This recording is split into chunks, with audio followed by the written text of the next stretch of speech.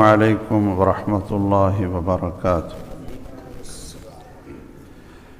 إن الحمد لله نحمده ونستعينه ونستغفره ونعوذ بالله من شرور أنفسنا ومن سيئات أعمالنا. من يهده الله فلا مضل له ومن يضلله فلا هادي له. وأشهد أن لا إله إلا الله وحده لا شريك له وأشهد أن محمدًا عبده ورسوله صلى الله تعالى عليه وآله وسلم. أما بعد فأعوذ بالله من الشيطان الرجيم. لقد كان لكم في رسول الله أسوة حسنة لمن كان يرجو الله واليوم الآخر وذكر الله كثيرا. وقال صلى الله تعالى عليه وآله وسلم: وخير الهدي هدي محمد صلى الله تعالى عليه وآله وسلم. محترم بزرگوں، عزیز اور پیارے بیٹے اور بھائیوں،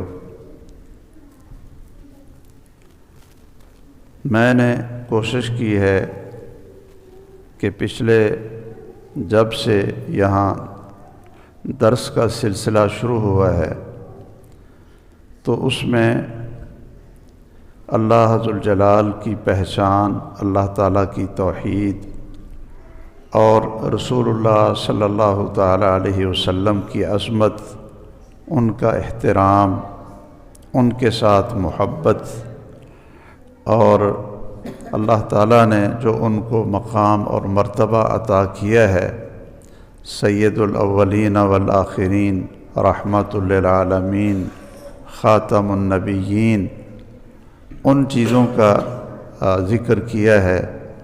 اور اسی طرح نجات کا دار و مدار رسول اللہ صلی اللہ تعالیٰ علیہ وسلم کی اتباع پر اور آپ کی اطاعت پر، اور آپ کی محبت کا تقاضا بھی یہ ہے کہ ہم اپنی زندگی رسول اللہ صلی اللہ تعالیٰ علیہ وسلم کی سنت اور ہدایت کے مطابق گزاریں. اسی طرح بعض دروس رمضان میں بھی آگے پیچھے آتے رہے ہیں، تو ان میں بھی میں نے جو ضروری مسائل ہوتے تھے رمضان المبارک کے، اور اسی طرح صدقہ خیرات کے، لوگوں کی خدمت کے، حسن اخلاق کے، اور لوگوں کے ساتھ اچھے طریقے سے میل جول رکھنے کے، ان موضوعات پر میں تقریباً گفتگو کرتا رہا. آج میں یہ چاہتا ہوں کہ جب ہمارا یہ ذہن پختہ ہے اور ہمارا ایمان ہے، ہمارا عقیدہ ہے کہ سب سے بہترین طریقہ نماز کا طریقہ، وضو کا طریقہ، اور روزے اور حج اور عمرے کا طریقہ، اسی طرح لباس کا طریقہ، کھانے اور پینے کا طریقہ، خرید و فروخت کا طریقہ، اخلاق کا طریقہ، یعنی سارے زندگی کے جتنے شعبے ہیں ان میں جو بھی طریقہ ہے وہ سب سے بہترین وہ ہے جو محمد الرسول اللہ صلی اللہ علیہ وسلم نے ہمیں بتایا ہے. قرآن مجید میں بھی اللہ تعالیٰ نے فرمایا ہے: لقد کان لکم فی رسول اللہ اسوۃ حسنہ، کہ تمہارے لیے بہترین نمونہ اور بہترین آئیڈیل اور بہترین نقشہ جس کے مطابق تم نے اپنی زندگی بنانی ہے، تو وہ کون ہیں؟ محمد الرسول اللہ صلی اللہ علیہ وسلم ہیں. اور اسی طرح آپ ہر خطبے میں پڑھتے تھے: وَخَيْرَ الْهَدْيِ هَدْيُ مُحَمَّدٍ صلی اللہ تعالیٰ علیہ وآلہ وسلم، کہ سب سے بہترین طریقہ وہ طریقہ ہے جو محمد صلی اللہ تعالیٰ علیہ وسلم کا طریقہ ہے. ہمارے ہاں عام طور پر یہ باتیں تو ہم سنتے بھی رہتے ہیں، اس پر ہمارا ایمان بھی ہے، عقیدہ بھی ہے، اور ان چیزوں کا کوئی انکار بھی نہیں کرتا، لیکن ہمارے اندر یہ بہت بڑی غفلت ہے کہ ہم وہ طریقہ سیکھنے کی کوشش نہیں کرتے، اس کو پڑھنے کی کوشش نہیں کرتے، اس کو پوچھنے کی کوشش نہیں کرتے۔ مثلا دیکھیے کہ رسول اللہ صلی اللہ علیہ وسلم جب کھانا کھاتے تھے تو آپ کیا پڑھتے تھے، اور اگر شروع میں بسم اللہ بھول جاتے تو درمیان میں یاد آتا تو پھر آپ کیا پڑھتے تھے؟ یہ ہم نے یاد کرنے کی کوشش نہیں کی۔ شاید یہ تو ہمیں یاد ہے کہ بسم اللہ کہہ کر کھانا چاہیے، بسم اللہ کہہ کر پینا چاہیے، بسم اللہ۔ اور اگر کوئی شخص بسم اللہ نہیں کہتا تو پھر شیطان اس میں شامل ہو جاتا ہے، اس کے کھانے پینے میں برکت نہیں ہوتی، اور جو کھانے کا مقصد ہے کہ اللہ تعالیٰ کھانے سے ہمیں جو قوت عطا کرے، ہم اس قوت پر اللہ کی بندگی کریں، اس توانائی سے اللہ ذوالجلال کی عبادت کریں، تو پھر وہ کھانا بے برکت ہو جاتا ہے اور وہ پینا بھی بے برکت ہو جاتا ہے۔ اور اگر درمیان میں بسم اللہ بھول جائیں، شروع میں بسم اللہ بھول جائیں، تو پھر درمیان میں یاد آئے کہ میں نے تو بسم اللہ نہیں پڑھی تھی، تو پھر ہمیں کیا پڑھنا چاہیے؟ یہ میرا خیال ہے کہ کسی نے آج تک میں یہ تو نہیں کہتا کہ کسی نے بتایا نہیں ہوگا، ضرور آپ کو علماء کرام بتاتے ہیں اپنی اپنی مسجدوں میں، اپنی اپنی جگہ پر، لیکن ہم یاد ہی نہیں کرتے۔ میں پوچھ کر آپ کو شرمندہ نہیں کرنا چاہتا، ویسے درمیان میں یاد آئے نا تو آدمی کو پڑھنا چاہیے بسم اللہ اولہ و آخرہ، بسم اللہ اولہ و آخرہ۔ اسی طرح رسول اللہ صلی اللہ علیہ وسلم کا طریقہ یہ تھا کہ آپ جس برتن میں کھاتے، جس برتن میں آپ کھانا کھاتے تھے تو ہاتھ سے کھاتے تھے، تو اس برتن کو اچھی طرح صاف کرتے تھے۔ اب ہمارے ہاں آپ نے دیکھا ہوگا کہ ہم جس برتن میں سالن ڈال لیں، چاول ڈال لیں، تو کچھ سالن وہ برتن پہ لگا ہی رہتا ہے، ہم ویسے ہی چھوڑ دیتے، اس کو اچھی طرح صاف نہیں کرتے۔ حالانکہ اتنا صاف کرنا چاہیے برتن، جو رسول اللہ صلی اللہ علیہ وسلم کا طریقہ تھا کہ ہماری جو امی جان ہیں، ازواج مطہرات ہیں رضی اللہ تعالی عنہن، وہ کہتی ہیں کہ ہم برتنوں میں رسول اللہ صلی اللہ علیہ وسلم کے برتن کو پہچان لیتی تھیں، اس لیے کہ وہ سب سے زیادہ صاف ہوتا تھا۔ اچھی طرح انگلی سے اس کو صاف کر کے انگلی کو چاٹ لینا۔ اس کی وجہ کیا تھی؟ وجہ یہ تھی کہ رسول اللہ صلی اللہ علیہ وسلم نے فرمایا ہے کہ جو بھی کھانا ہو نا، جب آپ کھاتے ہیں اور پلیٹ میں آپ ڈالتے ہیں تو اللہ کی طرف سے اس میں برکت نازل ہوتی، اللہ کی طرف سے اس میں برکت نازل ہو جاتی۔ اگر آپ بسم اللہ نہیں پڑھیں گے وہ برکت اٹھ جائے، اگر آپ دائیں ہاتھ سے نہیں کھائیں گے وہ برکت اٹھ جائے گی۔ اور یہ ہمارے اچھے بھلے سمجھدار لوگوں کو بھی یہ کئی دفعہ ہوتا ہے، وہ کہتے ہیں جی ہمارے سامنے بسکٹ بھی پڑے ہیں، وہ بھی ہم نے کھانے ہیں، چائے بھی پینی ہے، تو وہ چائے کو بائیں ہاتھ سے پکڑ لیتے ہیں اور بسکٹ دائیں ہاتھ سے کھاتے ہیں، اور پھر بائیں ہاتھ سے چائے پی لیتے ہیں، یا دائیں ہاتھ میں چائے پکڑ لیتے ہیں اور بسکٹ وہ الٹے ہاتھ سے کھاتے ہیں، تو کہتے ہیں جی ہمارا ہاتھ فارغ نہیں تھا۔ اچھا بھئی فارغ کیوں نہیں تھا؟ آپ چائے نیچے رکھ لیتے، صحیح ہے نا؟ آپ بسکٹ منہ میں دائیں ہاتھ سے ڈال کر، پھر اللہ نے توفیق دی ہوئی ہے، ہاتھ ماشاءاللہ بڑے تیزی سے چلتے ہیں، تو پھر آپ دائیں ہاتھ سے چائے جو ہے نا اٹھا کر پی لیتے۔ یہ صرف ہماری غفلت ہے، ہمیں پتہ نہیں ہے کہ رسول اللہ صلی اللہ علیہ وسلم کرتے کیا تھے، کیسے کھاتے تھے۔ اس لیے تو اللہ تعالیٰ نے ہمارے لیے جو ایک نمونہ بنایا، ایک پیغمبر بنایا، وہ انسان بنایا۔ وہ کیا ہیں؟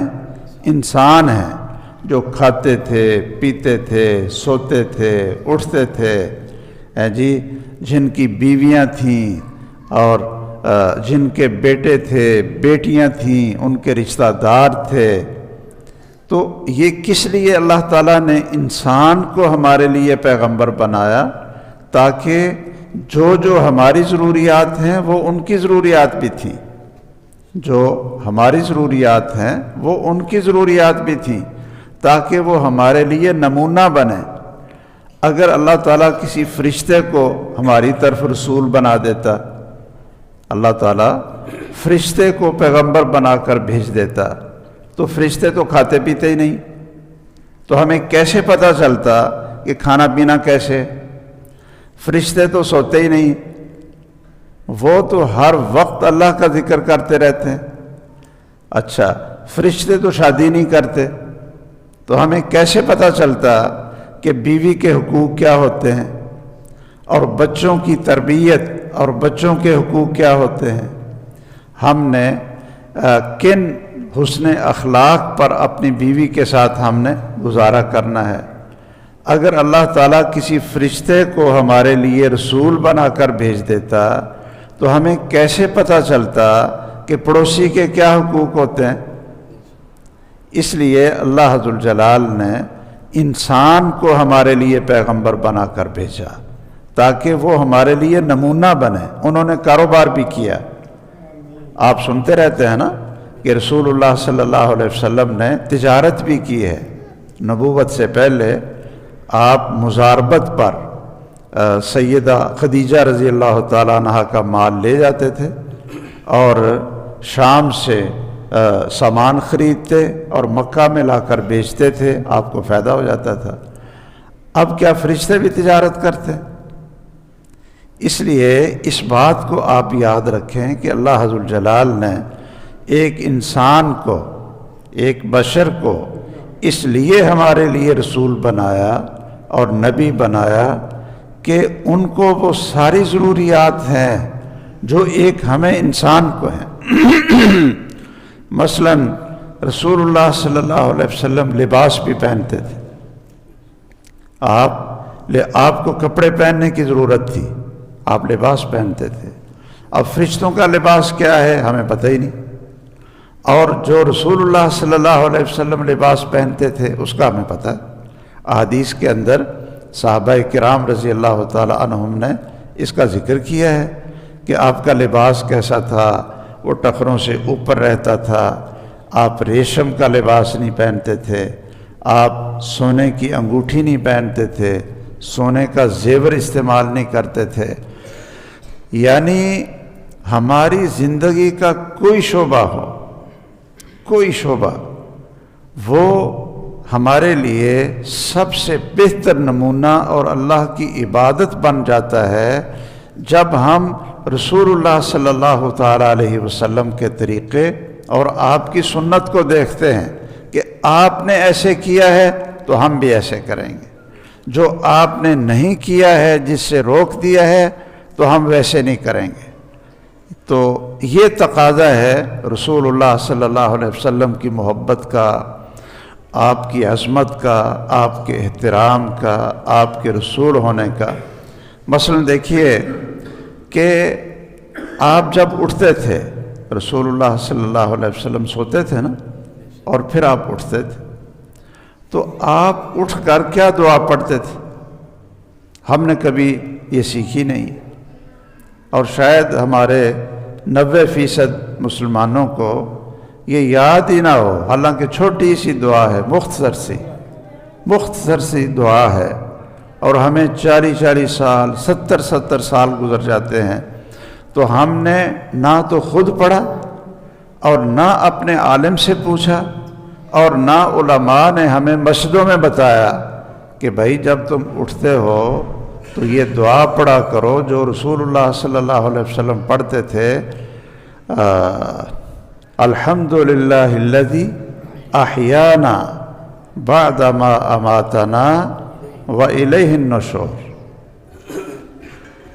یہ شاید بچوں کو تو یاد ہوگی، آپ لوگوں نے کروائی یہ دعائیں یاد؟ یہ کوئی سنائے گا بھی بچہ؟ یہ بڑوں سے نہیں سننی، یہ بزرگ ہیں۔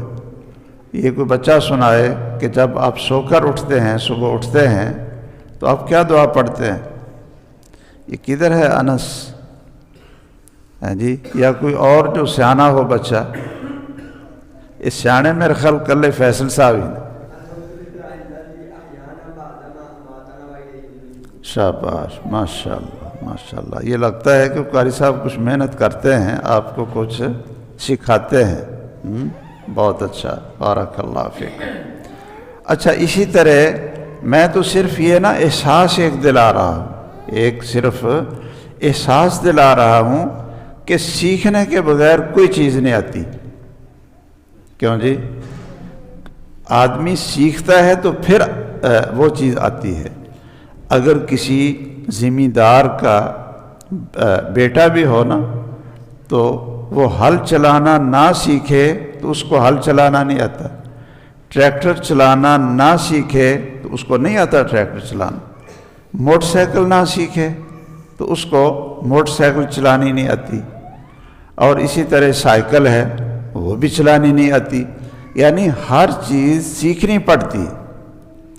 تجارت ہے، کاروبار ہے، کوئی بھی کام ہے، جب تک اس کو سیکھیں گے نہیں وہ آئے گا نہیں۔ رسول اللہ صلی اللہ علیہ وسلم نے فرمایا ہے انما العلم بالتعلم، کہ جو علم ہے نا یہ سیکھنے سے آتا ہے۔ اگر سیکھیں گے نہیں، اس کے لیے آپ محنت نہیں کریں گے۔ بہت سارے ایسے لوگ ہیں کہ جن کو کلمہ پڑھنا صحیح نہیں آتا، اس لیے کہ انہوں نے سیکھا ہی نہیں۔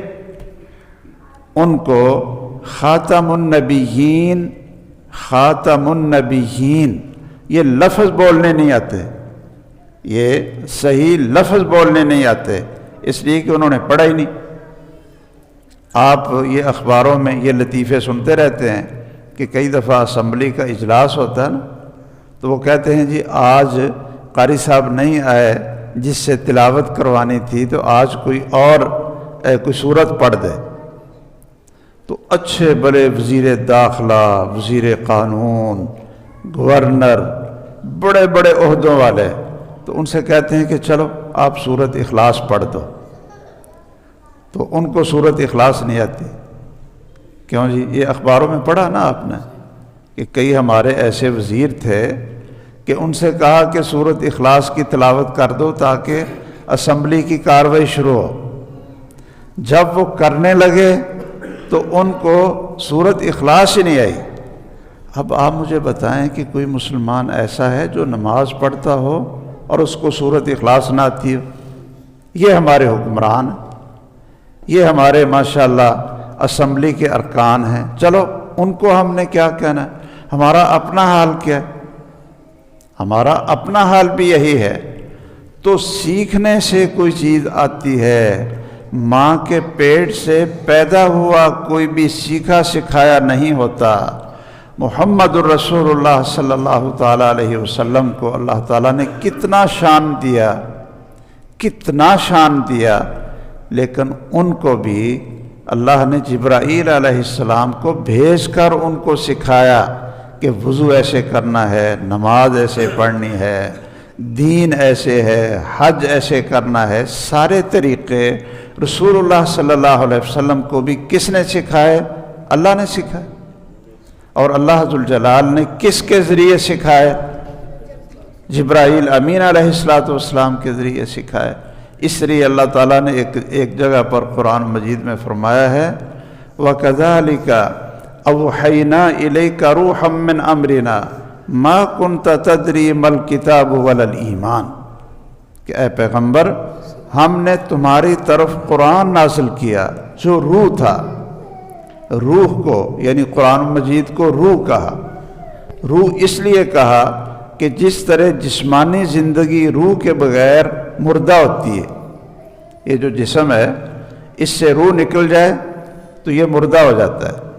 آنکھیں وہ بھی نہیں دیکھتی، ہاتھ حرکت نہیں کرتے، زبان بولتی نہیں ہے، کوئی فوت ہو جائے تو آپ اس سے باتیں کر سکتے ہیں، آپ اس کی باتیں سن سکتے ہیں، کیا وہ دیکھتا ہے، کیا وہ سنتا ہے؟ وہ مردہ ہو گیا۔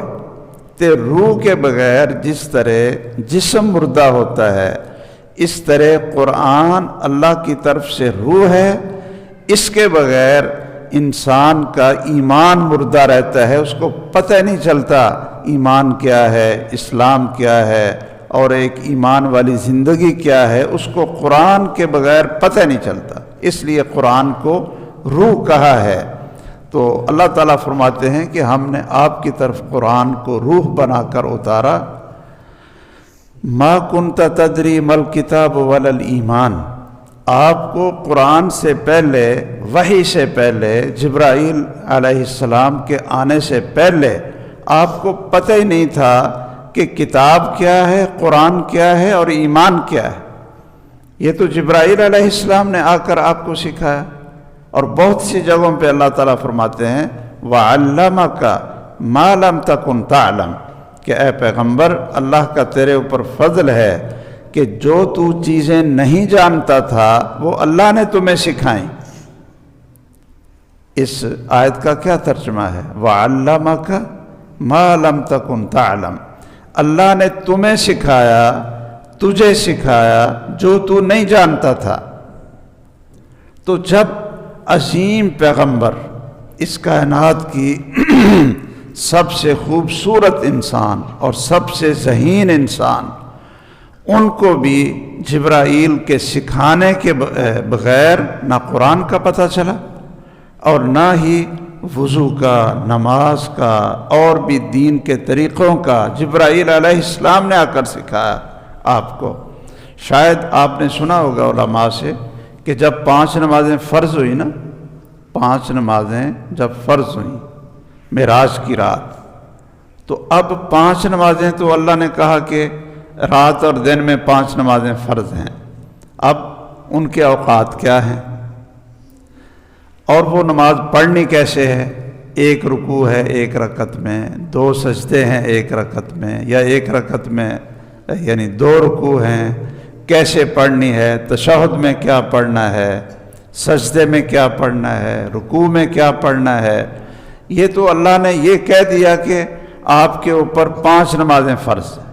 وہ پہلے 50 فرض کی تھی، وہ حضرت موسیٰ علیہ السلام کے ساتھ جو بار بار ان سے ملاقات ہوتی رہی تو انہوں نے کہا کہ میری قوم پر تو 2 نمازیں فرض تھیں تو وہ نہیں پڑھتے تھے، بہانے کرتے تھے، تو آپ پر اللہ نے آپ کی امت پر 50 فرض کر دی ہیں، تو یہ 50 کیسے پڑھیں گے؟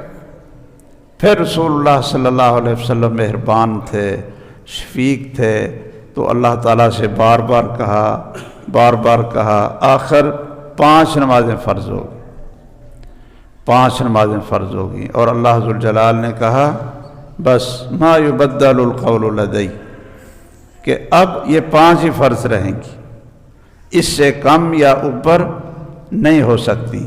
یہ کئی ہمارے بھائی ہیں کلمہ پڑھنے والے، ان سے پوچھتے ہیں نا کہ بھائی آپ کتنی نمازیں پڑھتے ہیں؟ کہتے ہیں جی 1 صبح پڑھ لیتے، 1 شام کو پڑھ لیتے۔ اچھا فرض تو 5 ہوئی ہیں، ایک مسلمان کے لیے کتنی نمازیں فرض ہیں جی؟ 5 فرض ہیں نا، اور جو نماز کا تارک ہے وہ تو مسلمان نہیں ہوتا۔ آپ نے فرمایا ہے کہ جو ایک کفر کے درمیان اور بندے کے درمیان جو حد ہے نا وہ 5 نمازیں ہیں۔ اگر 5 نمازیں آپ پڑھیں گے تو کفر سے دور رہیں گے، اور اگر 5 نمازیں نہیں پڑھیں گے تو درمیان والی حد ختم ہو جائے گی اور آپ کفر میں شامل ہو جائیں گے، آپ کافر ہو جائیں گے۔ لیکن کتنے فیصد ہیں جو ہمارے بھائی اور یہ کلمہ پڑھنے والے وہ 5 نمازیں نہیں پڑھتے؟ اپنے اپنے گھر میں آپ دیکھ لیں، خواتین ہیں، بچے ہیں، ہم ہیں، آپ لوگ ہیں، چلو اللہ نے آپ کو شوق دیا، آپ مسجد میں آ جاتے ہیں، آس پڑوس کو دیکھ لیں، کیا وہ 5 نمازیں پوری کرتے ہیں؟ خیر اللہ نے 5 نمازیں فرض کی، اب وہ پڑھنی کیسے تھی اور نماز سے پہلے وضو کیسے کرنا تھا وہ تو اللہ نے آسمان پر نہیں سکھایا، اور نہ ہی رسول اللہ صلی اللہ علیہ وسلم کو نمازوں کے اوقات بتائے کہ فلاں فلاں وقت میں نماز پڑھنی۔ تو کیا ہوا کہ جب 5 نمازیں فرض ہوئیں تو وضو کا طریقہ جبرائیل امین علیہ السلام آئے، جبرائیل امین آئے علیہ السلام، اور انہوں نے کہا کہ اے محمد صلی اللہ علیہ وسلم، یہ میں وضو کر کے آپ کو دکھانے لگا ہوں، یہ وضو کا طریقہ ہے۔ کو وضو کا طریقہ کس نے سکھایا؟ جبرائیل علیہ السلام نے۔ اور ظاہر ہے کہ جو فرشتہ جو کچھ سکھاتا ہے وہ اللہ کے حکم سے سکھاتا ہے نا، تو وضو کا طریقہ سکھایا اور پھر نماز کا طریقہ سکھایا۔ پتہ کیسے؟ ایک حدیث ہے صحیح بخاری کی، یہ آپ نے پہلے بھی شاید میں نے سنائی تھی، کہ رات کو 5 نمازیں فرض ہوئیں تو ظہر کے وقت حضرت جبرائیل آ گئے، ظہر کے وقت وضو کا طریقہ بھی سکھایا، اور پھر ایک دن یعنی 24 گھنٹے 5 نمازیں وہ اول وقت میں امام بن کر پڑھائیں۔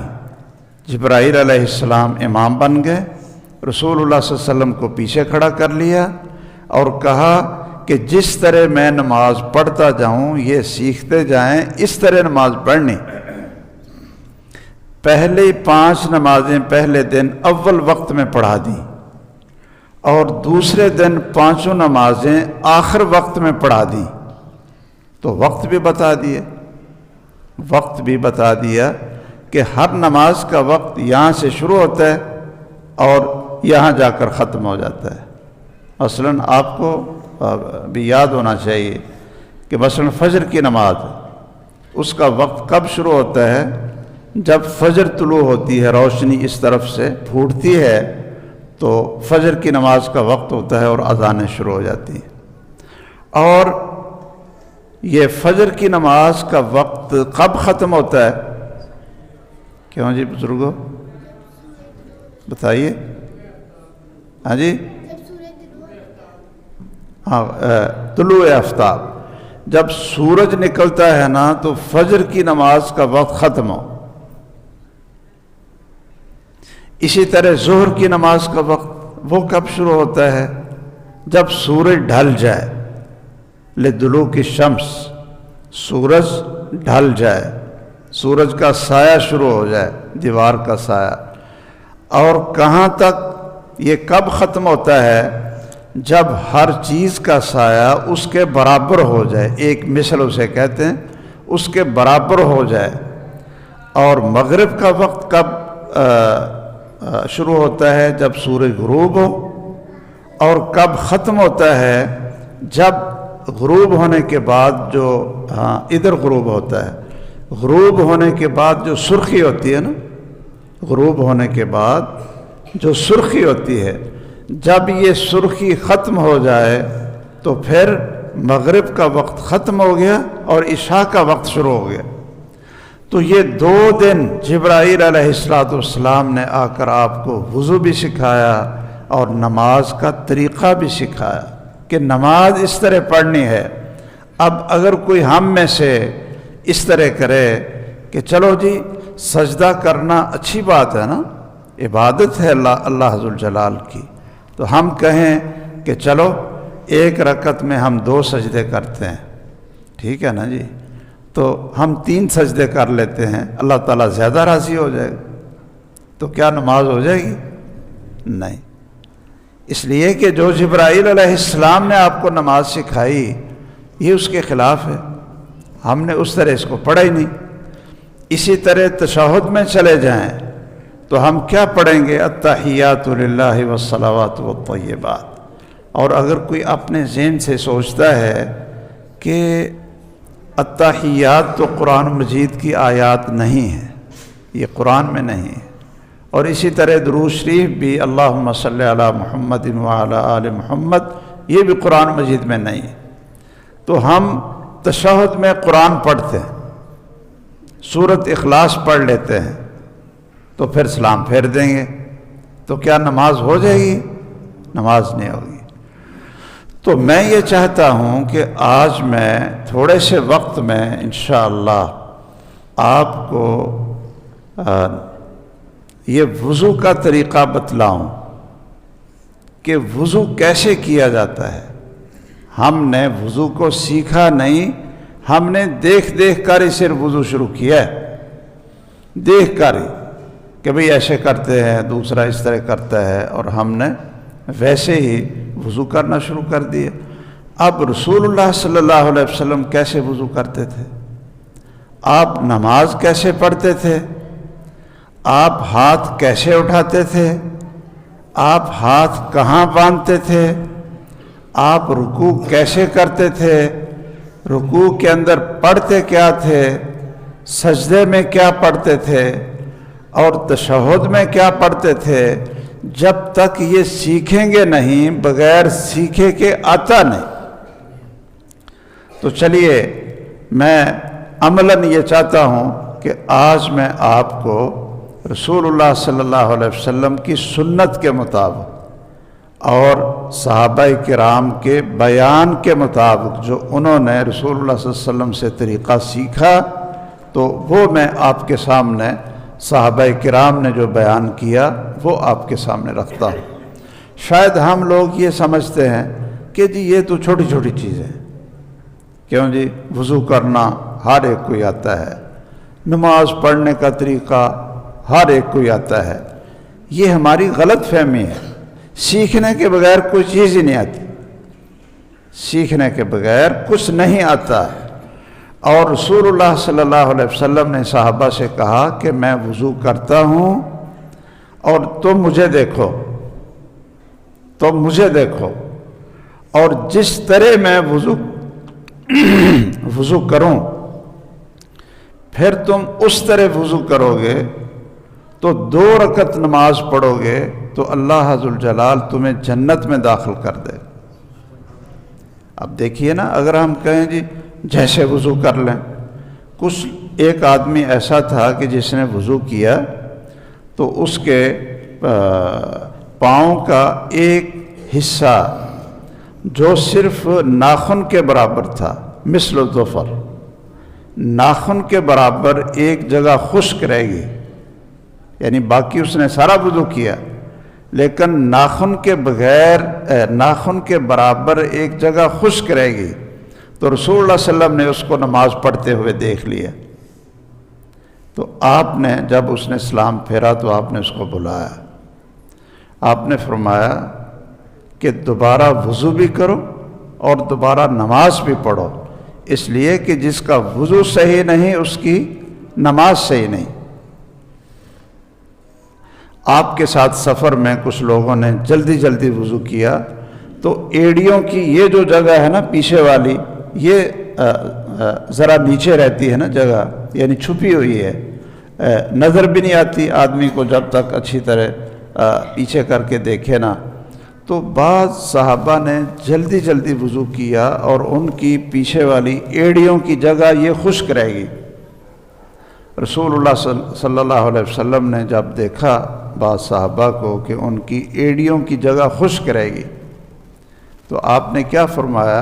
وَيْلٌ لِّلْأَعْقَابِ مِنَ النَّارِ وَيْلٌ لِّلْأَعْقَابِ مِنَ النَّارِ، لوگوں ہلاکت ہے، جہنم کی آگ لگے گی ان لوگوں کو جن کی ایڑیاں خشک ہیں۔ یہ کتنی سخت وعید ہے، اور ہم جلدی جلدی آتے ہیں، نماز کھڑی ہے اور جلدی جلدی منہ دھویا، ہاتھ دھویا، اور اچھی طرح غور سے ہم اعضاء کو دھوتے ہی نہیں ہیں۔ اگر کوئی خشک رہ گیا تو پھر نہ وضو ہے نہ نماز ہے، نہ وضو ہے نہ نماز ہے۔ اس لیے یہ چھوٹے مسائل نہیں ہیں، اور یہ عملاً سکھانے چاہیے، عملاً سکھانے چاہیے۔ سیدنا عثمان رضی اللہ تعالیٰ عنہ اور سیدنا علی رضی اللہ تعالیٰ عنہ ایک دفعہ انہوں نے کرسی منگوائی، مسجد کے سین میں انہوں نے کرسی منگوائی اور اس کے اوپر بیٹھے اور سب نمازیوں سے کہا کہ آؤ میں تمہیں وضو کا وہ طریقہ سکھاتا ہوں جو رسول اللہ صلی اللہ علیہ وسلم نے ہمیں سکھایا تھا۔ تو انہوں نے پانی منگوایا اور سب لوگوں سے کہا کہ دیکھو مجھے، تو پھر انہوں نے یہ پانی لیا اور پھر ہاتھ دھوئے، پھر پورا وضو کیا، اور مکمل وضو کرنے کے بعد کہا کہ میں نے اس لیے سب کے سامنے بلا کر سین میں بیٹھ کر تمہیں وضو کر کے دکھایا ہے تاکہ تمہیں پتہ چل جائے کہ رسول اللہ صلی اللہ علیہ وسلم کس طرح وضو کرتے تھے۔ اچھا یہ ذرا بتائیں جی، تاکہ آپ یہ کہیں ناراض نہ ہوں، کیا زندگی میں ہماری کسی مسجد میں ہمارے عالم نے یا ہمارے مولوی صاحب نے آپ کو یہ کہا ہو کہ جی آپ نے نماز پڑھ لی ہے تو آپ ذرا ٹوٹیوں پر آ جائیں، تو آپ مجھے دیکھیں میں آپ کو وضو کر کے دکھاتا ہوں، تو آپ نے اس طرح وضو کرنا تاکہ کوئی غلطی نہ رہ جائے۔ کئی چیزیں ایسی ہوتی ہیں وہ بیان کرنے سے نہیں آتی، وہ پریکٹیکل سے آتی ہیں۔ کیوں جی؟ وہ صرف بتانے سے نہیں آتی، وہ دکھانے سے آتی ہیں کہ اس طرح کرو۔ میں ایک دو چیزیں یہ وضو میں ذکر کرتا ہوں تاکہ آپ کو احساس ہو جائے کہ واقعتاً یہ چیزیں جو عمل کی چیزیں ہوتی ہیں یہ صرف پڑھنے سے نہیں آتی، یہ پریکٹیکل سے آتی ہیں، عمل سے کر کے دکھانے سے آتی ہیں۔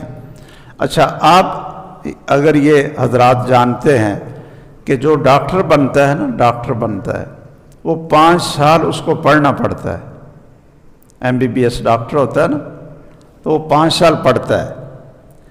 5 سال پڑھنے کے باوجود اس کو MBBS کی ڈگری نہیں ملتی، وہ کسی مریض کو ہاتھ نہیں لگا سکتا حالانکہ اس نے 5 سال پڑھا ہوتا ہے، 5 سال اس نے پڑھا ہوتا ہے۔ اچھا پھر آپ نے سنا ہوگا، اگر آپ بھی ماشاءاللہ آج کل تو ہر ایک کو پتہ ہے، 5 سال پڑھا کر پھر وہ اس کو 1 سال کی ہاؤس جاب کراتے ہیں۔ کیا کرواتے ہیں؟ ہاؤس جاب 1 سال کی۔ تو ہاؤس جاب پتہ کیا ہوتی ہے کہ ڈاکٹر جو بڑے بڑے ہوتے ہیں وہ ان کو ساتھ لے کر ہسپتال میں مریضوں کو چیک کرتے ہیں اور ان کو کہتے ہیں کہ چیک کرو بھائی، ان کو چیک کرو اور بتاؤ کہ اس کو کیا تکلیف ہے اور اس کو کون سی دوائی دینی ہے۔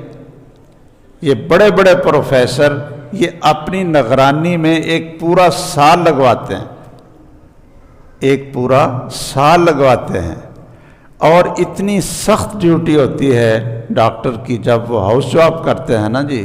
اگر آپ میں کوئی بچہ ہو یا نوجوان ہو ڈاکٹر، یا کسی کا بیٹا ڈاکٹر ہو، تو اس کو پتہ ہونا چاہیے کہ ان بیچاروں کا حال کیا ہوتا ہے۔ میرے 2 بیٹے ڈاکٹر ہیں، تو یہ ہمیں پتہ ہے کہ ان کی ڈیوٹی 36-36 گھنٹے مسلسل ہاؤس جاب میں، بلکہ بسا اوقات 48 گھنٹے پروفیسر ہیں، اور ان کی نگرانی میں اگر آپریشن بھی کرنا ہے تو اوپر پروفیسر کھڑے ہیں کہ بھئی اس طرح یہ ہتھیار پکڑو، پہلے یہ کرو، پہلے صفائی کرو، پھر ایسا کرو، پھر ایسا کرو، جب تک 1 سال تک وہ ان کو عملی پریکٹیکل نہ کروا لیں تو نہ ان کو ڈگری دیتے ہیں، نہ اس کو کلینک کھولنے کی ضرورت اپنی اجازت ہوتی ہے، نہ کسی مریض کو دوائی دینے کی اجازت ہوتی ہے۔ یہ تو ہمارے ماشاءاللہ یہ پاکستان ہے نا، یہ تو پاکستان ہے نا جی۔ کوئی 2 مہینے کسی ڈاکٹر کے پاس بیٹھ جائے، گاؤں میں آ کر وہ کلینک کھول لیتا ہے اور ماشاءاللہ وہ کافی پھر قبرستان کو آباد کرتا ہے۔ اور جب وہ بیچارہ یعنی اس کے گھر والے سمجھتے ہیں یا اس بیوقوف کو یہ سمجھ آتی ہے کہ بھئی یہ مجھ سے تو قابو نہیں آ رہا ہے جی، پھر کہتے ہیں جی اس کو شہر لے جاؤ، اس کو فلاں جگہ پہ لے جاؤ، حالانکہ اس کو اجازت ہی نہیں ہاتھ لگانے کی۔ اس کو دوائی دینے کی اجازت نہیں۔ اور یہ محمد الرسول اللہ صلی اللہ علیہ وسلم کا فرمان ہے، من تطبب ولم یعلم الطب، کہ جو شخص کسی کا علاج کرتا ہے، ڈاکٹر بنتا ہے، حکیم بنتا ہے، اور اس کو پتہ نہ ہو کہ حکمت اور ڈاکٹری کیا ہے، اس نے سیکھا نہ ہو، اور اگر وہ کسی کو غلط دوائی دے کر مار دے،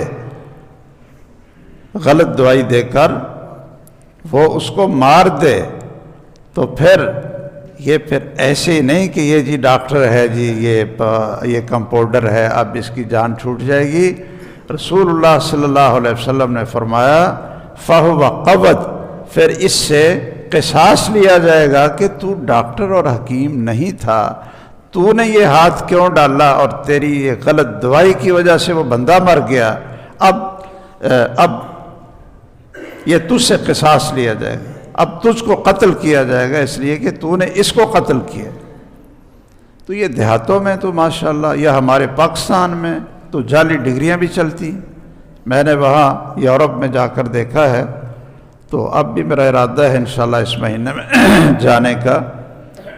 وہ تو کوئی سوچ ہی نہیں سکتا، ہمارے جو دوست یہاں سے گئے ہیں نا جی، وہ کہتے ہیں کہ ہم نے پاکستان میں FCPS بھی کیا۔ FCPS ہوتا ہے کہ آپ جب یہ MBBS بنتے ہیں نا، اور ہاؤس جاب بھی ہو جاتی ہے، پھر اس کے بعد 6 سے 7 سال تک ڈاکٹر ہسپتال میں لگواتے ہیں، اس سے پریکٹیکل عملاً کرواتے ہیں 6 سے 7 سال، بلکہ بعض کے 12 سال بھی لگا دیتے ہیں۔ تو ہمارے ایک دوست یہاں سے انہوں نے یہ اسپیشلائزیشن کیا، اور وہ باہر گئے، ان سے ملاقات ہوئی، تو میں نے کہا کہ یہاں یہ کیا صورتحال ہے، آپ کی تو آتے ہی ماشاءاللہ تنخواہ لگ گئی ہوگی۔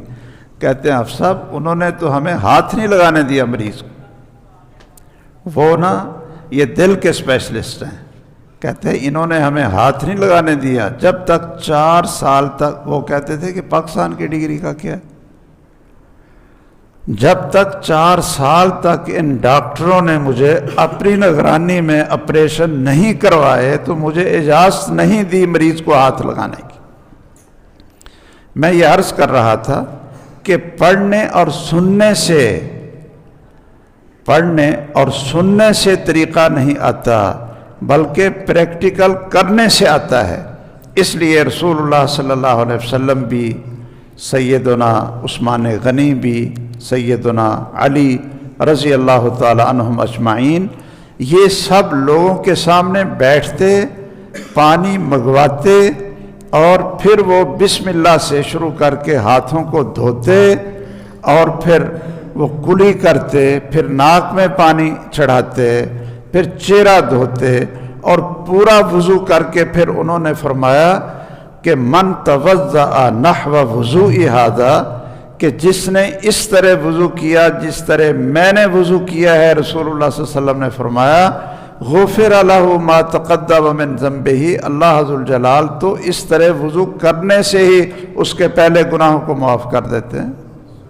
نماز تو اس کے درجات کے لیے پھر بن جاتی ہے نا جی۔ تو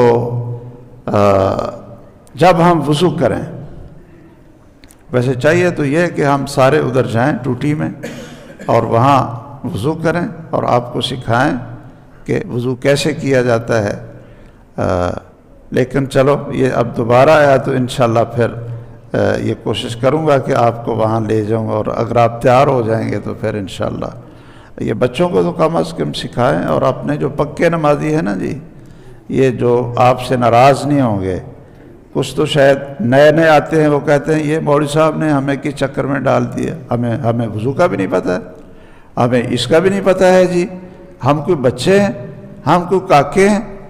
وہ اللہ کے بندو، علم نہیں آتا، خواہ کوئی کاکا چھوڑ کر وہ دادا پردادا کیوں نہ بن جائے، جب تک سیکھے گا نہیں اس کو نہیں آئے۔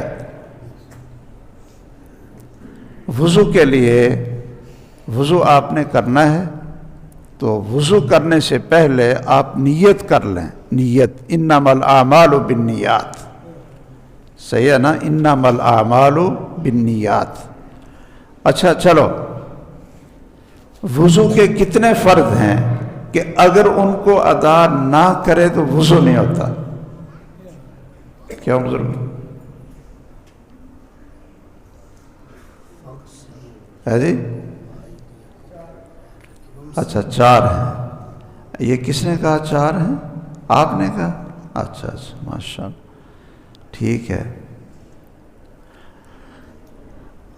اچھا نیت ان 4 میں ہے یا نہیں ہے؟ نیت کے بغیر وضو ہو جاتا؟ تو یہ 5 فرض بن گئے. پھر انما الاعمال بالنیات، کہ کوئی عمل نیت کے بغیر نہیں ہوتا. تو اس سے یہ کیا پتہ چلا کہ نیت بھی وضو کے فرائض میں شامل ہے. اگر آپ ویسے منہ ہاتھ دھو لیا ہے، چہرہ بھی ہاتھ بھی، لیکن آپ نے وضو کی نیت نہیں کی، وضو کی، نماز کی نیت نہیں کی کہ میں نے وہ وضو کرنا ہے جو نماز کے لیے کیا جاتا ہے، تو یہ وضو نہیں ہوگا. یہ آپ نے منہ ہاتھ تو دھو لیا ہے صابن سے، تو وضو نہیں.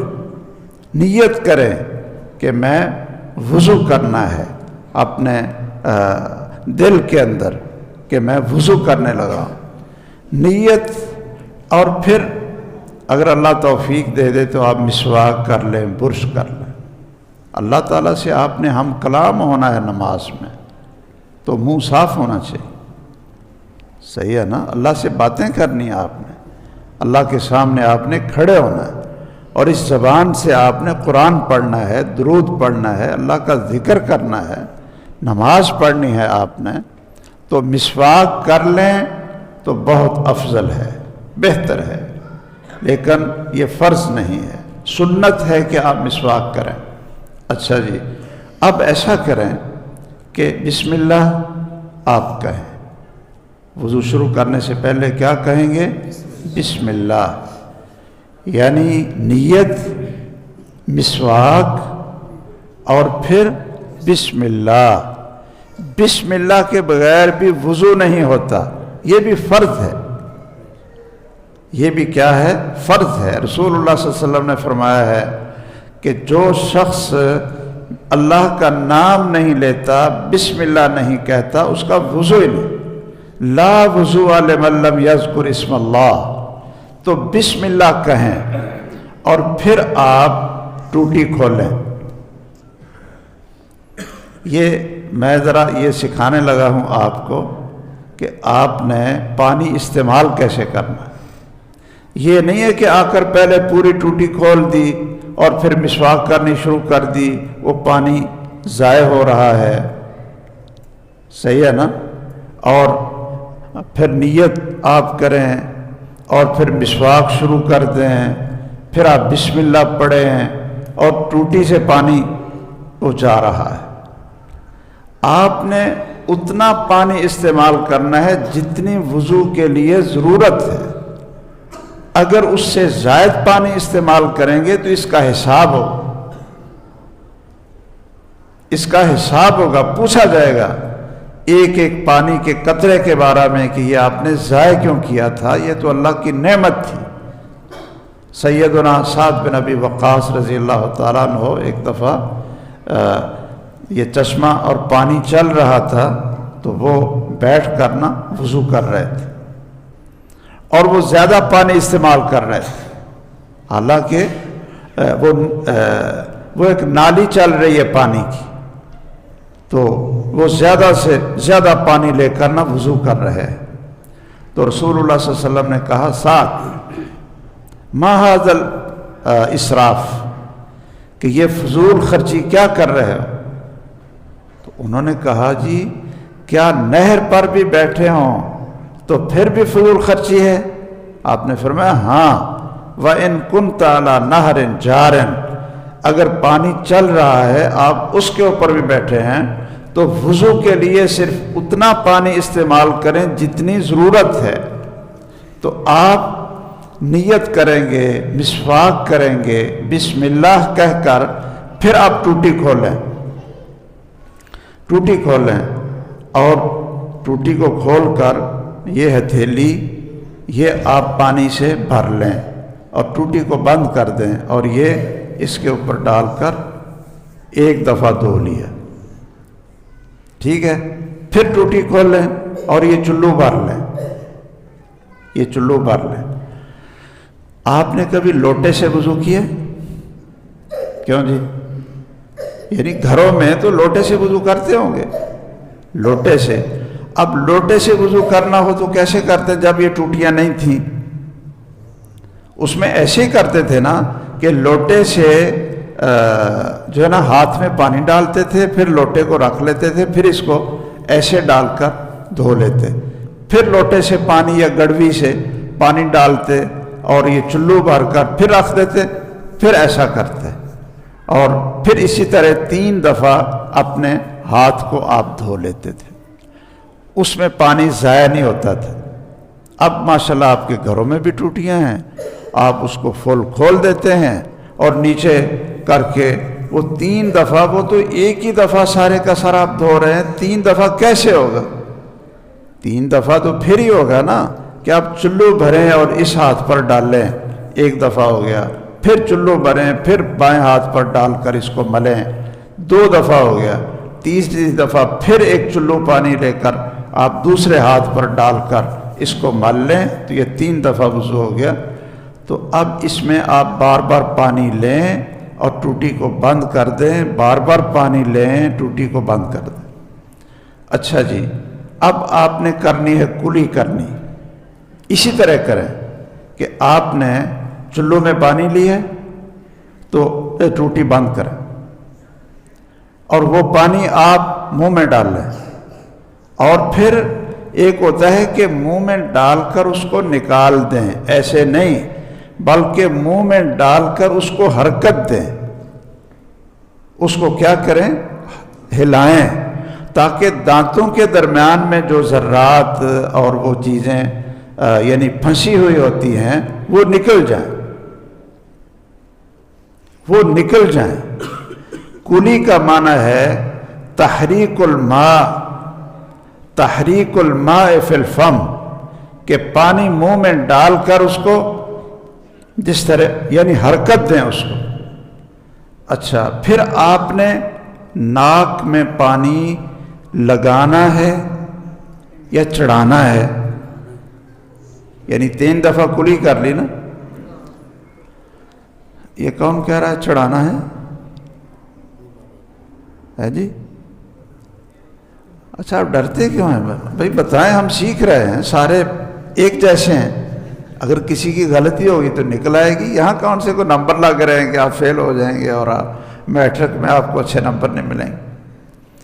دیکھیے، جو ناک میں پانی لگانے کا طریقہ ہے رسول اللہ صلی اللہ علیہ وسلم اور صحابہ نے سکھایا، وہ یہ ہے کہ آپ چلو میں پانی لیں اور اس کو ناک میں لگا کر سانس کے ساتھ چڑھائیں، سانس کے ساتھ پانی لگا،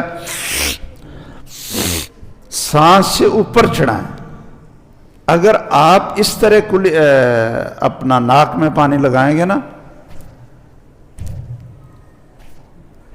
یہ وضو نہیں ہوگا۔ عربی میں کیا لفظ ہیں ناک میں پانی چڑھانے کے؟ عربی کے لفظ ہیں استنشاق، استنشاق، یہ عربی کا لفظ ہے۔ استنشاق کا معنی ہوتا ہے کہ سانس کے ساتھ پانی اوپر چڑھانا تاکہ وہ ناک کے آخر تک پہنچ جائے، اور اس میں اتنا زور سے چڑھانا کہ اگر پانی حلق میں بھی چلا جائے تو پھر بھی کوئی حرج نہیں۔ آپ نے پتہ نہیں یہ تجربہ کبھی کیا ہے کہ نہیں کیا؟ یعنی بالغ فی الاستنشاق، رسول اللہ صلی اللہ علیہ وسلم فرماتے ہیں کہ ناک میں پانی چڑھانے میں زور لگائیں، مبالغہ کریں، اور ہمارا وضو بس ایسے ایسے ایسے ایسے ایسے ایسے، اس طرح وضو نہیں ہوتا، یہ اچھی طرح سمجھ لیں۔ ناک کو پانی لگانے سے وضو نہیں ہوتا، ناک میں پانی چڑھانے سے وضو ہوتا ہے، چڑھانے سے۔ اور کیسے چڑھائیں گے آپ؟ سانس سے کھینچیں گے تو چڑھے گا نا، کیوں جی؟ سانس سے کھینچیں گے، یہاں پانی رکھ کر سانس سے آپ کھینچیں۔ رسول اللہ صلی اللہ علیہ وسلم نے یہ کیوں فرمایا ہے، یہ آپ فرمان سنیں۔ آپ نے فرمایا کہ پانی زور سے کھینچو، مبالغے سے کھینچو، الا ان تکون صائما، اگر روزہ رکھا ہوا ہے تو پھر زور نہ لگاؤ، پھر تھوڑا کھینچو، یعنی کھینچنا پھر بھی ہے، کھینچنا پھر بھی ہے، لیکن اگر روزہ رکھا ہوا ہے تو پھر نہ اتنا کھینچو کہ پانی حلق میں چلا جائے اور پیٹ میں چلا جائے۔ کھینچنا فرض ہے وضو کے اندر، لیکن جب روزہ رکھا ہو تو پھر زور سے کھینچنا فرض نہیں ہے، اور ہلکا سا کھینچنا پھر بھی فرض ہے، ورنہ وضو نہیں ہوگا۔ تو امید ہے کہ آپ جو ناک میں پانی چڑھانے کا طریقہ سمجھ گئے ہوں گے کہ سانس سے اچھی طرح کھینچیں، اور اگر آپ اس کی ڈاکٹری لحاظ سے اس کے فوائد دیکھنا چاہیں نا، یہ ہم تو اس لیے کرتے ہیں کہ رسول اللہ نے فرمایا، کیوں جی؟ ہمارے لیے سب سے بڑی ڈاکٹری، سب سے بڑے فوائد، سب سے بڑی عبادت اور سب سے بڑا حسن کیا ہے؟ محمد صلی اللہ علیہ وسلم نے فرمایا۔ اور ہو نہیں سکتا کہ آپ نے کوئی طریقہ بتایا ہو اور اس کے اندر فوائد نہ ہو، فوائد نہ ہو۔ یہ آپ جانتے ہیں، یہ جب پچھلے دنوں میں کرونا آیا تھا، کیوں بھائی؟ یہ جب پچھلے دنوں میں کرونا آیا تھا تو ڈاکٹر کیا کہتے تھے؟ کہتے تھے کہ یہ سب سے زیادہ جو اٹیک کرتا ہے کرونے کا، جو یعنی جرثومہ ہے، یہ ناک میں داخل ہوتا ہے اور پھر یہ یہاں دماغ میں کچھ دیر رہتا ہے، پھر اس کے بعد یہ حلق کے ذریعے آہستہ آہستہ پھیپھڑوں میں جاتا ہے اور جا کر پھیپھڑوں کا سانس لینے کی قوت بند کر دیتا ہے اور آدمی فوت ہو جاتا ہے۔ تو انہوں نے پتہ کیا کہا تھا؟ انہوں نے کہا تھا یہ ناک میں پانی چڑھایا کرو تاکہ ناک کو صاف کریں، اور حلق میں پانی چڑھاؤ۔ مسواک کرنے کا طریقہ میں آپ کو بتاؤں کہ رسول اللہ صلی اللہ علیہ وسلم مسواک کیسے کرتے تھے؟ مسواک ایک تو ہم کرتے ہیں نا کہ دانتوں میں مار لی، برش مار لیا، دانتوں میں اندر بھی باہر بھی دانتوں میں۔ رسول اللہ صلی اللہ علیہ وسلم مسواک کرتے تھے تو زبان پر بھی مسواک مارتے تھے، زبان پر۔ اور صحابہ کہتے ہیں کہ آپ جب مسواک کرتے دانتوں کو بھی صاف کرتے، اور زبان پر آپ نے دیکھا ہے کہ زبان پر آلودگی جمی ہوتی ہے، کوئی زبان نکال کر دکھائے تو اس کی بالکل صاف زبان نہیں ہوگی، صحیح ہے نا؟ وہاں بڑا کچھ جمع ہوگا۔ تو رسول اللہ صلی اللہ علیہ وسلم اس کو صاف کرتے۔ جب زبان پر مسواک آپ مارتے تو صحابہ کہتے ہیں کأنہ یتقیٰ، پھر آپ جب زبان یہ جیسے قے نہیں کرتا انسان، جیسے کوئی اندر سے چیز باہر آتی ہے، یتہوّا، ہیں جی، او کرتے آپ، جیسے قے جب آنے لگتی ہے تو کیا ہوتا ہے؟ او۔ صحابہ کہتے ہیں کہ جب رسول اللہ صلی اللہ علیہ وسلم مسواک کرتے تھے تو آپ زبان پر جب مسواک مارتے تو آواز آتی تھی او۔ اب اس سے سارا گلا صاف ہو جاتا ہے۔ ناک میں پانی چڑھائیں اور پھر اس کو نکال لیں سانس سے، پہلے چڑھائیں پھر سانس سے نکال لیں تو یہ ساری کی ساری جگہ صاف ہوگی۔ اور مسواک کریں تو حلق صاف ہو گیا تو جو بھی جراثیم ہوں گے مضر، وہ پھر پیٹ میں نہیں جاتے کہ آپ کے پھیپھڑوں میں پہنچ کر کورونا بنا دیں۔ اچھا، آپ کو پتہ ہے بھائی کہ جو اخباروں میں بھی شرح آئی ہے نا کورونے کے تباہی کی اور بندوں کے مرنے کی، یہ سب سے کم شرح یہ مسلمان ملکوں میں، یہ کن میں ہے؟ مسلمان ملکوں میں۔ امریکہ میں اور یورپ میں تو لاکھوں آدمی مرے ہیں، لاکھوں آدمی مرے ہیں۔ اور ہمارا 2-3 سال کورونا رہا ہے اس میں پاکستان میں، تو ہماری تعداد زیادہ سے زیادہ 15,000 سے اوپر نہیں گئی، اور امریکہ میں 4 لاکھ بندہ مرا ہے، حالانکہ ان کی خوراک اچھی، ان کا لباس اچھا، ان کی سڑکیں اچھی، وہاں مٹی نہیں ہے، ان کا علاج ہم سے اچھا، ان کی ہر چیز اچھی، اس لیے کہ وہ وضو نہیں کرتے، وہ وضو نہیں کرتے، وہ مسواک نہیں کرتے زبان پر۔ آپ نے یہ ڈاکٹروں سے سنا تھا نا کہ جی آپ غرارے کیا کرو، غرارے کیا کرو، جب یہ کرونے کے دن تھے نا کہتے تھے رات کو سوتے وقت ضرور غرارے کرو، صبح بھی غرارے کرو، شام کو اپنے دوپہر کے وقت بھی غرارے کرو۔ یہ کیوں کہتے تھے غرارے کرو؟ اس لیے کہ اندر جو بھی جراثیم جاتے ہیں اس کا رستہ یا ناک ہے یا منہ ہے۔ کیوں جی؟ جتنے جراثیم اندر جاتے ہیں اس کا رستہ کیا ہے؟ ناک ہے اور یا منہ ہے۔ تو ناک اور منہ جس طرح سنت کے مطابق اگر آپ وضو کریں گے، جس طرح یہ 2 چیزیں صاف ہوتی ہیں، اس طرح اور کوئی طریقہ ان کو صاف کرنے کا نہیں۔ تو مسواک بھی آپ اس طرح کیا کریں، او کی آواز آئے، حلق پورا صاف ہو جائے گا۔ اور یہ جو ہمارے بچے ہیں نا جی کہ جی انہوں نے ٹھنڈا پانی پیا تو گلا خراب ہو، ایسے ہی ہوتا ہے نا، آئس کریم کھائی گلا بیٹھ گیا جی، یہ پتہ نہیں قاری صاحب نے بھی کیا شاید ٹھنڈی چیز کھا لی ہوگی، تو اسی طرح کوئی اور چیز کھا لی ہے جی گلا بیٹھ گیا جی۔ اصل میں اگر آپ 5 دفعہ مسواک کر کے اور گلے کو صاف کریں گے نا، غرارے کر کے اور او کر کے ساری آلودگی نکال لیں گے، پھر گلا بھی صحیح رہے گا، گلا بھی صحیح رہے گا، نزلہ بھی نہیں ہوگا۔ یہ تو دنیاوی فوائد ہیں۔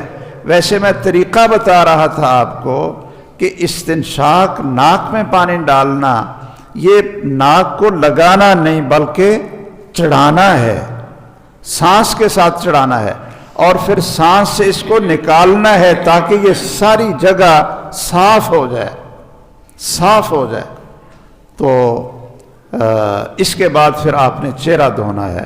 چہرہ دھونے کا بھی یہ طریقہ ہے کہ آپ ایک چلو پانی لیں اور یہ ٹوٹی بند کر دیں، یہ ٹوٹی بند کریں، جس طرح آپ لوٹے سے پہلے ہمارے بزرگ وضو کرتے تھے۔ اچھا جی وہ چہرہ کیسے دھوتے تھے؟ جب لوٹے سے پانی استعمال کرتے تھے، لوٹے سے ایک چلو پانی لیتے تھے نا، لوٹا رکھ کر پھر اس طرح کر کے وہ چہرے پر پھیر لیتے تھے۔ اور ہم ہیں کہ ٹوٹی چل رہی ہے پوری کی پوری، اور ہم دونوں بھر کر پھر منہ پہ ڈال رہے ہیں، اچھی طرح مل رہے ہیں، پانی ضائع ہو رہا ہے، پھر ایک دفعہ لیا اور پھر ہم چل رہے ہیں۔ یہ سنت کے خلاف بلکہ ظلم ہوگا، اور اس کا حساب ہوگا کہ تو نے بغیر ضرورت پانی استعمال کیوں کیا تھا۔ تو آپ ایک چلو پانی لیں اور اپنا چہرہ دھوئیں، ٹھیک ہے؟ پھر ایک چلو پانی لیں اور پھر آپ اپنے چہرے کو اچھی طرح دونوں ملا کر اچھی طرح دھوئیں، اور تیسری دفعہ پھر آپ ایک چلو پانی لیں اور ٹوٹی بند کریں ہاتھ ملا کر۔ پھر آپ اپنے چہرے کو یہاں جہاں سے بال شروع ہوتے ہیں اور یہ جو ادھر کن پٹی ہے یہاں سے لے کر یہ سارا چہرہ اچھی طرح دھوئیں۔ یہ اس وقت ہے کہ جب ابھی داڑھی نہ آئی ہو، اور جب داڑھی اللہ تعالیٰ اگا دے تو پھر وضو کا ایک اور فرض وہ اضافہ ہو جاتا ہے، وضو کا ایک فرض اضافہ ہو جاتا ہے جب داڑھی آ جائے۔ میں یہ نہیں کہتا کہ جب داڑھی رکھے، اس لیے کہ داڑھی کو رکھنا یہ انسان کا اختیار نہیں، مسلمان کا اختیار نہیں۔ یہ اللہ تعالیٰ نے قرآن مجید میں کہا ہے کہ رسول اللہ کا حکم آئے، ہمیں محبت ہے نا رسول اللہ صلی اللہ علیہ وسلم سے۔ کیوں جی کتنی محبت ہے یہ بتاؤ، کتنی محبت ہے جی بابا جی؟ ہیں بڑی محبت ہے، بڑی محبت ہے، ہم جان قربان کر دیں گے۔ ایسے ہی آپ کی محبت پر اور آپ کی عزت پر ہم جان قربان کر دیں تو یہ سودا مہنگا نہیں، یہ سودا مہنگا نہیں ہے۔ اچھا جی جان تو قربان کرنے کے لیے تیار ہیں، لیکن اتنا نہیں کر سکتے کہ چلو آپ نے داڑھی رکھی تھی تو ہم داڑھی رکھ لیں، اس پہ نہ خون بہانا پڑے گا، نہ کوئی خرچ کرنا پڑے گا، بلکہ داڑھی مونڈنے پر خرچ کرنا پڑتا ہے۔ کیوں جی؟ داڑھی مونڈنے پر پیسے خرچ کرنے پڑتے ہیں، اور جو پیسے آپ خرچ کریں گے داڑھی مونڈنے پر، ان پیسوں کا جب حساب ہوگا کہ یہ 10 روپے یا 20 روپے، اب مجھے نہیں پتا کہ یہ جو حجام ہیں وہ داڑھی مونڈنے کے کتنے پیسے لیتے ہیں، آپ کو بھی نہیں پتا؟ اچھا، مجھے بھی نہیں پتا۔ اچھا 50 روپے چلو ٹھیک ہے، اچھا 50 روپے لیتے ہیں۔ جب اللہ نے پوچھا کہ یہ 50 روپے تجھے میں نے دیے تھے اور تو نے اس کو محمد صلی اللہ علیہ وسلم کی نافرمانی میں خرچ کیا تھا، اس کا حساب دو۔ یہ ایسے ہی ہے کہ جیسے آدمی کو 50 روپے دیے ہوں اور وہ 50 روپے کی آدمی شراب پی لے، اللہ تعالیٰ کہیں گے کہ میں نے تو تجھے 50 روپے دیے تھے کہ چلو کھانا کھاؤ، پانی پیو، لباس لے لو، اپنے بچوں پر خرچ کرو، روٹی کھاؤ، سالن بناؤ، میں نے تو اس لیے تجھے 50 روپے دیے تھے۔ اچھا، یہ روز کے 50 ایک مہینے کے کتنے بنتے ہیں؟ 1500 روپے۔ 1500 روپے کا کون حساب دے گا؟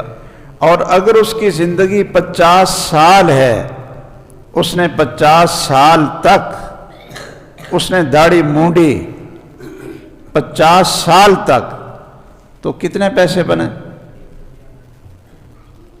کیوں جی؟ 50 سال، یہ تو لاکھوں بنتے ہیں۔ اس کا حساب کون دے گا؟ وہ ہمارے پاس ہم نے ایک ورچی رکھ لی ہے، وہ نا سگریٹ پیتا تھا اور مجھے کہتا جی تنخواہ بڑھاؤ، تو میں خیر بڑھاتا تھا اس کی تنخواہ، الحمدللہ ہم اچھی تنخواہ دیتے ہیں اپنے جتنے بھی ہمارے پاس کام کرنے والے۔ اچھا، وہ نا سگریٹ پیتا تھا، میں نے ایک دن اس کو بلایا تو میں نے حساب کیا، میں نے کہا آپ روز کی کتنی سگریٹ پیتے ہیں؟ اس نے کہا جی اتنی پیتا۔ اچھا، ایک سگریٹ کتنے کی آتی ہے؟ اتنے کی آتی ہے، تو ایک دن میں کتنی سگریٹ پی جاتے ہیں آپ؟ کہتا ہے جی 30 روپے کی میں نا سگریٹ پی لیتا ہوں، میں نے بڑی کوشش کی اس کو کم کرنے کی، تو اب میں 30 روپے کی ایک دن میں سگریٹ پیتا ہوں، ایک دن میں۔ میں نے کہا مہینے کا حساب لگاؤ، یہ 30 کو 30 سے ضرب دیں، کتنا بنتا ہے؟ 900۔ اچھا 900 ایک دن کی، اب 900 کو پھر مہینے کی آپ ضرب دیں، نہیں ہاں 900 کو آپ 12 سے ضرب دیں، ہاں جی، اچھا 10,800 ایک سال میں اس نے سگریٹ پی، اور اگر 20 سال اس نے سگریٹ پی ہو تو پھر 10,800 کو آپ 20 سال اس نے پی ہے تو 20 سے ضرب دیں تو کتنی بنے گی؟ ہے جی،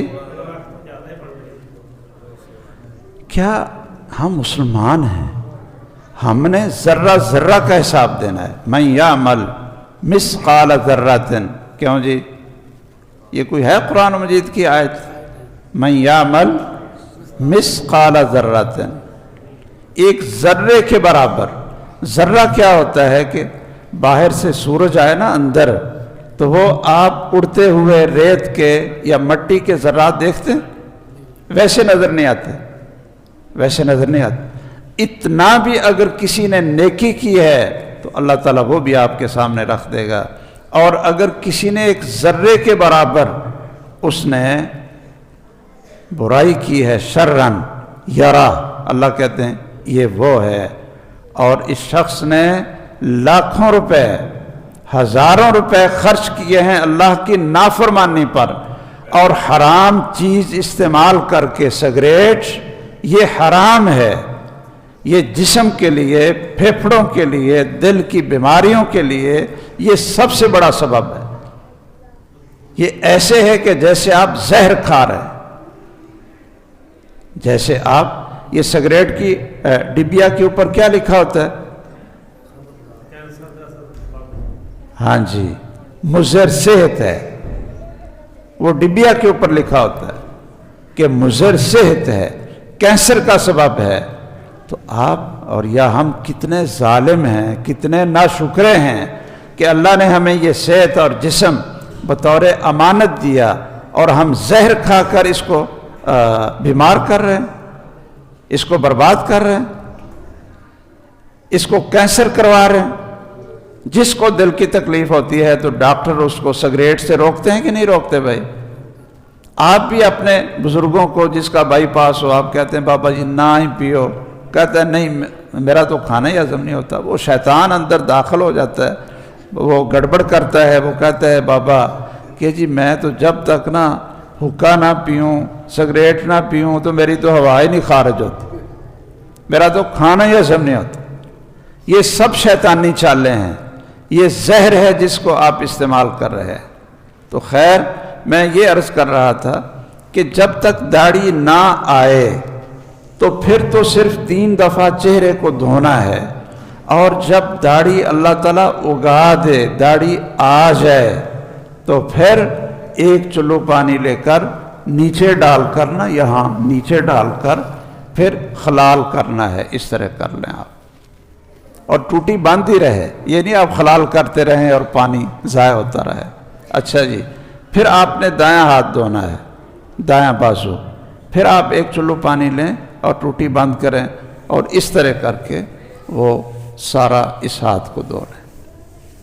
ہاں جی، پھر آپ 1 چلو پانی لیں اور ٹوٹی بند کر کے پھر اس طرح آپ دوسری دفعہ 3 دفعہ دھو لیں، اور اسی طرح پھر بایاں ہاتھ ہے، پھر آپ دائیں ہاتھ سے ٹوٹی کھول کر یہ بھریں اس کو، یا دائیں ہاتھ سے بھر کر اس کے اوپر ڈال لیں، اس کے اوپر ڈال لیں، ٹھیک ہے؟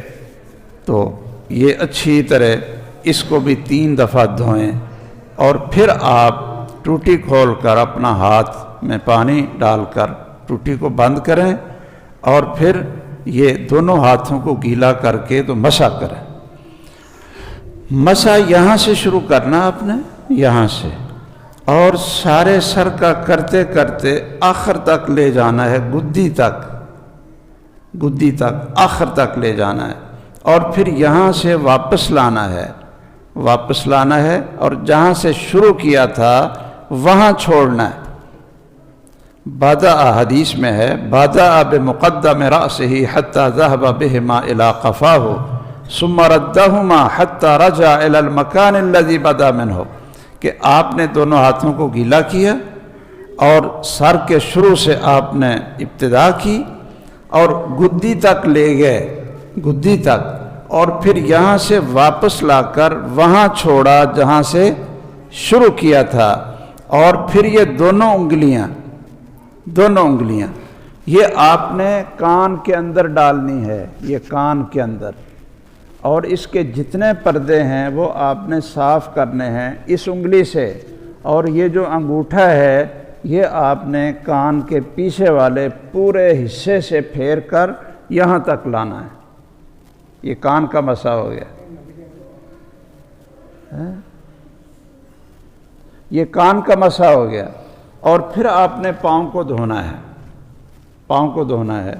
پاؤں کو بھی اسی طرح دھوئیں کہ آپ ہلکا سا پانی، ہلکی سی ٹوٹی کھولیں جس سے تھوڑا سا پانی یعنی آئے، اور آپ پاؤں نیچے کریں اور خلال کریں انگلیوں کا، اس طرح، یہ اس طرح انگلیوں کا، اس طرح ساری انگلیوں کا خلال کر کے اس کو یہ ٹخنوں سے اوپر تک اچھی طرح دھو لیں، اس کو گیلا کریں، 3 دفعہ دھو لیں اس طرح، اور تھوڑا سا پانی چھوڑیں، تھوڑا سا، اور پھر اسی طرح بایاں ہاتھ، بایاں پاؤں اس طرح انگلیوں میں خلال کر کے آپ اس کو بھی دھوئیں، اور جب ہاتھ دھوئیں گے نا تو ان کا بھی خلال کر لیں۔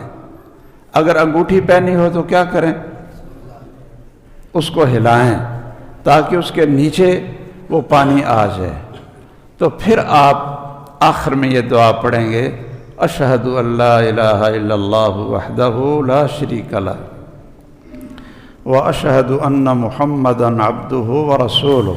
یہ دعا پڑھیں گے تو صحیح مسلم میں حدیث ہے، رسول اللہ صلی اللہ علیہ وسلم نے فرمایا کہ فتحت لہ ابواب الجنۃ الثمانیہ اللہ تعالیٰ جنت کے 8 دروازے کھول دیتے ہیں، جس دروازے سے چاہے جنت میں داخل ہو جائے۔ وہ دوسری دعا بھی یاد کر لیں، اللہم اجعلنی من التوابین وجعلنی من المتطہرین۔ اور ایک اور دعا بھی ہے، سبحانک اللہم وبحمدک اشہد ان لا الہ الا انت استغفرک واتوب الیک۔ تو یہ مکمل وضو ہے۔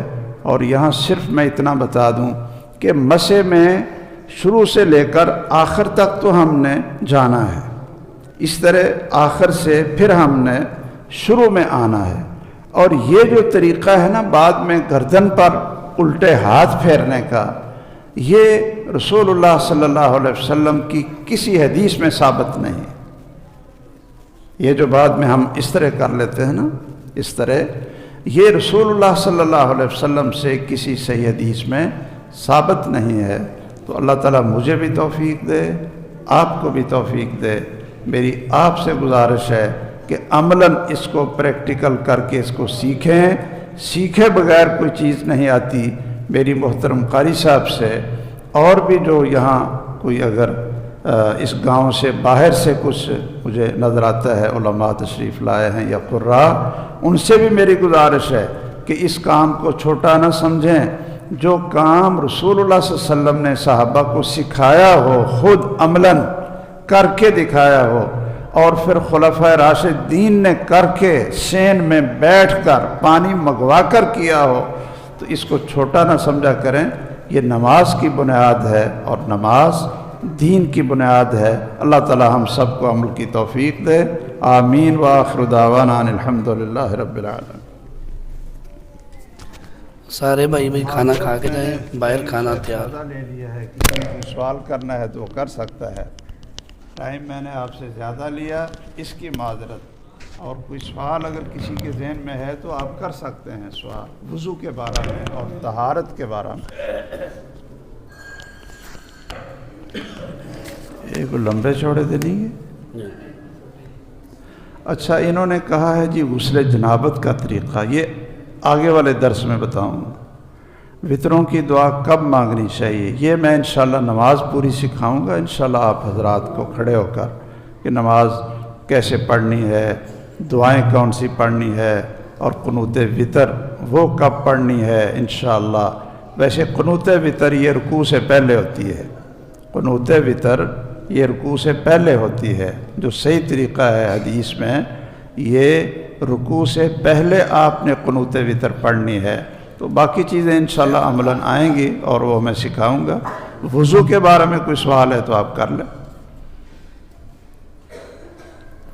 چلو ٹھیک ہے، بہت ٹائم ہو گیا۔ دائیں ہاتھ سے بعض لوگ ناک صاف کرتے ہیں، بتاتے ہیں۔ دائیں ہاتھ سے تو نہیں، دائیں ہاتھ سے پانی چڑھائیں اور بائیں ہاتھ سے پھر وہ پانی نکال لیں۔ دائیں ہاتھ سے چڑھائیں اور بائیں ہاتھ سے پھر وہ پانی نکال لیں۔ بارک اللہ فیکم۔